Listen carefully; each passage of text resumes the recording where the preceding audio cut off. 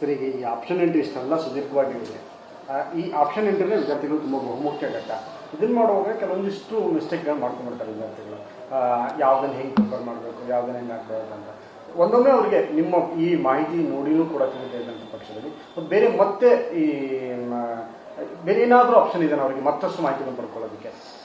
ಈಗ ನಾನು ಭಾಳ ಸ್ಪಷ್ಟವಾಗಿ ಹೇಳಿದ್ದೀನಿ, ಆದ್ರೂ ನೀವು ತಪ್ಪು ಮಾಡ್ತೀರಾ, ನೋ ಪ್ರಾಬ್ಲಮ್, ಚಿಂತೆ ಮಾಡಬೇಡಿ. ದಿಸ್ ಇಸ್ ಫಸ್ಟ್ ರೌಂಡಲ್ಲಿ ಮಾತ್ರ ನಾವು ಮಾಕ್ ರಿಸಲ್ಟನ್ನು ಅನೌನ್ಸ್ ಮಾಡ್ತೀವಿ. ಈಗ ಉದಾಹರಣೆಗೆ ಅಂಥದ್ದು ಆಗುತ್ತೆ ಸಾಮಾನ್ಯವಾಗಿ. ನೀವು ಎಷ್ಟೇ ಕಾಳಜಿ ವಹಿಸ್ತು ಅಂತಂದ್ರೂ ಇಷ್ಟೊಂದು ದೊಡ್ಡ ಕಾಲೇಜುಗಳು ಏನೋ ಟಾಪ್ ರ್ಯಾಂಕರ್ಸ್ ಇರ್ತೀರಾ, ನಿಮಗೆ ಗುರಿ ಕ್ಲಿಯರ್ ಇರುತ್ತೆ, ಆಗುತ್ತೆ. ಸ್ವಲ್ಪ ರ್ಯಾಂಕು ನಿಮ್ಮ ಅದೃಷ್ಟಕ್ಕೆ ಸ್ವಲ್ಪ ಈ ಸರಿ ಕಡಿಮೆ ಆಗಿಬಿಟ್ಟಿದೆ, ಆವಾಗ ನಿಮಗೆ ಸ್ವಲ್ಪ ಗೊಂದಲ ಆಗೋದು ಸಹಜ, ತಪ್ಪಾಗುವಂಥದ್ದು ಸಹಜ. ಚಿಂತೆ ಮಾಡಬೇಡಿ, ನಾವು ಮಾರ್ಕ್ ರಿಸಲ್ಟನ್ನು ಬಿಡ್ತೀವಿ. ಮಾರ್ಕ್ ರಿಸಲ್ಟ್ ಬಿಟ್ಟಾಗ ಕಾಲೇಜ್ ವಾರು ಕೋರ್ಸ್ ವಾರು ನಾವು ಕಟ್ ಆಫ್ ಸಹ ಹಾಕ್ತೀವಿ. ಆವಾಗ ನೀವು ಕಂಪೇರ್ ಮಾಡಿದರೆ ಗೊತ್ತಾಗುತ್ತೆ. ಫಾರ್ ಎಕ್ಸಾಂಪಲ್, ನಿಮ್ಮ ಫ್ರೆಂಡ್ಸಿಗೆ ಒಳ್ಳೆ ಕಾಲೇಜ್ ಸಿಕ್ಬಿಟ್ಟಿರುತ್ತೆ, ನಿಮ್ಗಿಂತ ಕಡಿಮೆ ರ್ಯಾಂಕ್ ಇದೆ, ನಿಮಗೆ ಸಿಕ್ಕಿಲ್ಲ, ನೀವೇನು ಗಡಿಬಿಡಿ ಮಾಡಿ ಅವಾಗ ತೆಗೆದು ನೋಡಿದರೆ ಗೊತ್ತಾಗುತ್ತೆ ನೀವು ಅದು ಆಪ್ಷನ್ ಎಂಟ್ರಿನೇ ಮಾಡಿರಲ್ಲ, ಅದಕ್ಕೋಸ್ಕರ ಸಿಕ್ಕಿಲ್ಲ. ಸರ್, ಇದು ಅನ್ಯಾಯ ಇಲ್ಲ, ಏನು ಅನ್ಯಾಯ ಇಲ್ಲ. ಮಾರ್ಕ್ ರಿಸಲ್ಟ್ ಆದಮೇಲೆ ನಿಮಗೆ ಇನ್ನೂ ಕ್ಲಾರಿಟಿ ಬರುತ್ತೆ. ನೀವು ಮಾರ್ಕ್ ರಿಸಲ್ಟ್ ಆದಮೇಲೆ ನಾನು 4-5 ಡೇಸ್ ನಿಮಗೆ ಒಂದು ಪಿರಿಯಡ್ ಕೊಡ್ತಾ ಇದ್ದೀನಿ, ವಿಂಡೋ ಪಿರಿಯಡ್ ಇರುತ್ತೆ ನಿಮಗೆ. ಆವಾಗ ನೀವು ರೀಅರೇಂಜ್ ಮಾಡ್ಬೋದು. ಎಷ್ಟು ದಿವಸ ಮಾರ್ಕ್ ಎಕ್ಸಾಮ್? ನಾವು ಟೈಮ್ ಟೇಬಲ್ ನೋಡಿ, ನಾನು 5 ದಿನ ಏನೋ ಕೊಟ್ಟಿದ್ದೀನಿ ಈ ಬಾರಿ, 3 to 4 ಡೇಸ್ ನಾವು ಕೊಟ್ಟಿರ್ತೀವಿ. ನೀವು ಮಾರ್ಕ್ ರಿಸಲ್ಟ್ ಆದಮೇಲೆ ನೀವು ನಿಮ್ಮ ಲಾಗಿನ್ ಓಪನ್ ಮಾಡ್ಕೊಂಡ್ಬಿಟ್ಟು ನೀವು ಆಗ್ಲೇ ಆಪ್ಷನ್ ಎಡಿಟ್ ಎಲ್ಲ ನೀವು ಏನು ಬೇಕಾದ್ರೂ ಮಾಡ್ಬೋದು.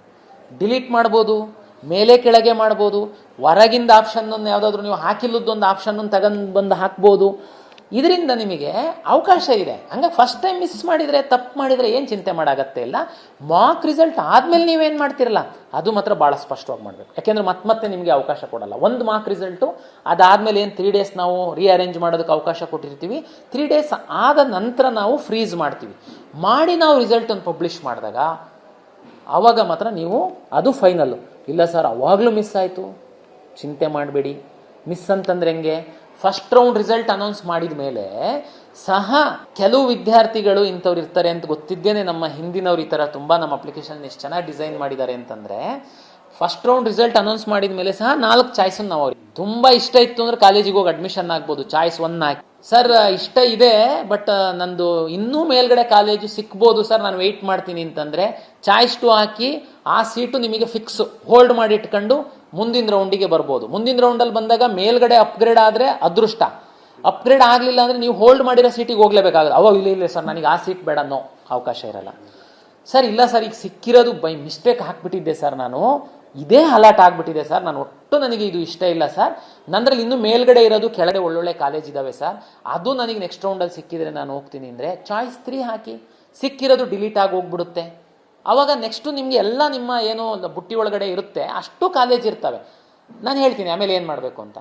ಸರ್ ಇಲ್ಲ ಸರ್ ನಿಮ್ದೆಲ್ಲ ಕೌನ್ಸಿಲಿಂಗ್ ಮಾಡೋದ್ರೊಳಗಡೆ ನಮ್ಮ ತಂದೆ ತಗೊಂಡೋಗಿ ಒಂದು ಪ್ರೈವೇಟ್ ಕಾಲೇಜಿಗೆ ಸೇರಿಸ್ಬಿಟ್ರು ಸರ್, ನಾನೆಲ್ಲ ಅಡ್ಮಿಷನ್ ಮಾಡಿಸ್ಬಿಟ್ಟಿದ್ದೀನಿ ಸರ್, ನಿಮ್ಮ ಕೌನ್ಸಿಲಿಂಗ್ ಸವಾಸ ನನಗೆ ಬೇಡ ಸರ್, ಚಾಯ್ಸ್ 4 ಹಾಕಿ ಎಕ್ಸಿಟ್ ಆಗಿ ಹೋಗಿ. ಓಕೆ, ಈ ನೆಕ್ಸ್ಟ್ ರೌಂಡ್ ನನ್ನದು ಟೈಮ್ ಟೇಬಲ್ ಬರುತ್ತೆ.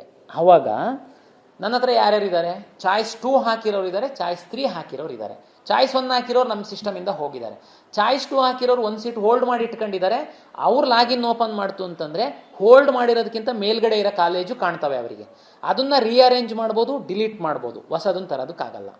ಚಾಯ್ಸ್ 3 ಹಾಕಿರೋನು ನಮ್ಮ ಹತ್ರ ಇದ್ದಾನೆ, ಅವನಿಗೆ ಫಸ್ಟ್ ರೌಂಡಲ್ಲಿ ಸಿಕ್ಕಿರೋ ಕಾಲೇಜು ಡಿಲೀಟ್ ಆಗೋಗಿರುತ್ತೆ, ಅವನ ಬುಟ್ಟಿ ಒಳಗಡೆ ಅವನ ಲಾಗಿನ್ ಒಳಗಡೆ ಇರುವಂಥ ಎಲ್ಲವೂ ಇರುತ್ತೆ.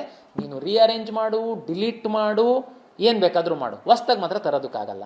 ಅಂದರೆ ಅಲ್ಲಿ ಸಹ ನೀನು ತಪ್ಪನ್ನು ತಿದ್ದು ಮಾಡ್ಕೊಳ್ಳೋದಕ್ಕೆ ಅವಕಾಶಗಳು ಇರುತ್ತೆ. ಸರಿ, ಇನ್ನೊಂದು ಡೌಟ್ ಏನಂದರೆ, ಮಾಕ್ ಎಕ್ಸಾಮ್ ಆದ ನಂತರ ಏನಾದರೂ ಈಗ ಅವ್ರಿಗೆ ಒಂದು ಇಷ್ಟ ಆಗಿರುತ್ತೆ, ಅವ್ರಿಗೆ ಅದೊಂದು ಅಲಾಟ್ ಆಗಿರೋದು ಮಾರ್ಕಲ್ಲಿ ಸಿಕ್ಕಿರೋದು, ಅದೇ ಸೀಟು ಫೈನಲ್ ರೌಂಡಲ್ಲೂ ಸಿಗುವಂಥ ಸಾಧ್ಯತೆ ಎಷ್ಟು %? ಈಗ ಮಾಕ್ ರಿಸಲ್ಟ್ ಆದಮೇಲೆ ತುಂಬ ವಿದ್ಯಾರ್ಥಿಗಳು ಇದೇ ನನಗೆ ಫೈನಲ್ಲು ಅಂತೇಳಿ ಅಂತ ಅನ್ಕೊಂಡ್ಬಿಡ್ತಾರೆ. ಬಟ್ ಆದರೆ ಆ್ಯಕ್ಚುಲಿ ಅದು ಫೈನಲ್ ಅಲ್ಲ. ಯಾಕೆ ಅಂತಂದರೆ ತಮ್ಗೆ ಗೊತ್ತು, ವಿದ್ಯಾರ್ಥಿಗಳು ಇನ್ನೂ ಸ್ವಲ್ಪ ವಿಚಾರ ಮಾಡಿ ಮೇಲೆ ಕೆಳಗೆ ಎಲ್ಲ ವಿದ್ಯಾರ್ಥಿಗಳು ಮಾಡ್ತಾರೆ, ಆ ಥರ ತಾವು ಸಹ ಮಾಡ್ಬೋದು. ಆದರೆ ನಮ್ಮ ಹಿಂದಿನ ಒಂದು ಅನುಭವಗಳ ಪ್ರಕಾರ ಒಂದು 90% ಚೇಂಜ್ ಆಗಲ್ಲ. ಒಂದು 10% ಮಿಸ್ಟೇಕ್ ಮಾಡಿರೋದಕ್ಕೋಸ್ಕರ ಸ್ವಲ್ಪ ಮೇಲೆ ಕೆಳಗೆ ಆಗ್ಬೋದು. ಬಟ್ 90% ಅದು ಸಿಗುತ್ತೆ, ಅದೇನೇ ಸಿಗುತ್ತೆ. ಯಾಕೆಂದರೆ ತುಂಬ ಮಕ್ಕಳಿಗೆ ಅವೇರ್ನೆಸ್ ಇದೆ, ಮಾರ್ಕ್ ಬಿಫೋರೇನೆ ಅವರು ತುಂಬ ಚೆನ್ನಾಗಿ ಸ್ಟಡಿ ಮಾಡಿ ಹಾಕಿರ್ತಾರೆ. ನೆಕ್ಸ್ಟು ಮೇಲೆ ಕೆಳಗೆ ವೇರಿಯೇಷನ್ ಮಾಡಿದ್ರೂ ಸಹ ಒಂದು 5-10% ವೇರಿಯೇಷನ್ ಮಾಡ್ತಾರೆ. ರಿಸಲ್ಟಲ್ಲಿ ಬಹಳ ದೊಡ್ಡ ಅಜಗಜಾಂತರ ವ್ಯತ್ಯಾಸ ಆಗಲ್ಲ. ಮಾಕ್ ಎಕ್ಸಾಮ್ ಅನ್ನು ಅವರು ಬಹುತೇಕ ತಮ್ಮ ಫೈನಲ್ ಆಗಿ ನೋಡ್ಕೊಳ್ಬೇಕು. ಮಾಕ್ ರಿಸಲ್ಟಲ್ಲಿ ಉದಾಹರಣೆಗೆ ಮಾಕ್ ರಿಸಲ್ಟಲ್ಲಿ ಫಸ್ಟ್ ಆಪ್ಷನ್ ಹಾಕಿರೋದೇ ಅವನಿಗೆ ಸಿಕ್ಕಿದೆ, ಅವನೇನು ಚೇಂಜ್ ಮಾಡೋ ಅಗತ್ಯನೇ ಇರಲ್ಲ. ಅದೇನೇ ಅವನಿಗೆ ನೆಕ್ಸ್ಟು ಸಹ ಕಂಟಿನ್ಯೂ ಆಗ್ಬೋದು. ಇಲ್ಲ ಬೇರೆ ಯಾರಾದರೂ ಮಿಸ್ಟೇಕ್ ಮಾಡಿ ಹಾಕಿತ್ತು ಅಂತಂದರೆ ಚಾಯ್ಸ್ ಆಪ್ಷನ್ 2 ಬರ್ಬೋದು. ಬಟ್ ಮಾಕ್ ಒಂದು ಐಡಿಯಾ ಬರುತ್ತೆ ನಿಮಗೆ, ನೀವು ಯಾವ ಸ್ಥಾನದಲ್ಲಿದ್ದೀರಾ ಅನ್ನುವಂಥದ್ದು ಒಂದು ಐಡಿಯಾ ಬರುತ್ತೆ.